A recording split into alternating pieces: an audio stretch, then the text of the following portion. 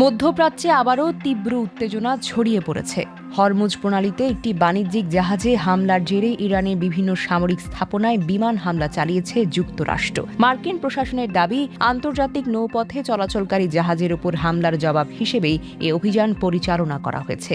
মার্কিন central command বা CENTCOM জানিয়েছে, হরমুজ প্রণালী দিয়ে চলাচলরত একটি সাইপ্রাস নিবন্ধিত কন্টেইনার জাহাজে হামলার পর প্রেসিডেন্টের নির্দেশে নির্দিষ্ট সামরিক লক্ষ্যবস্তুতে আঘাত হানা হয়। হামলায় জাহাজটির ইঞ্জিন কক্ষ ক্ষতিগ্রস্ত হয় এবং আগুন ধরে যায়। একজন নাবিক এখনও নিখোঁজ রয়েছেন বলে জানা গেছে।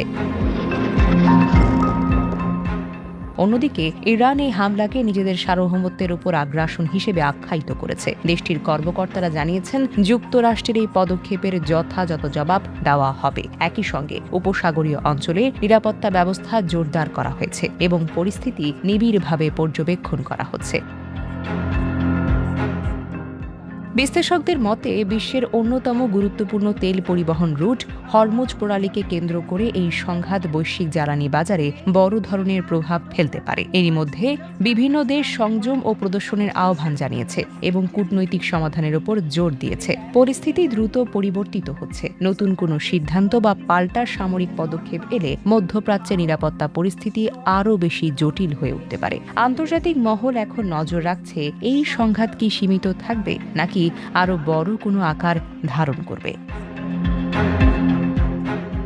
Desk report, recap news.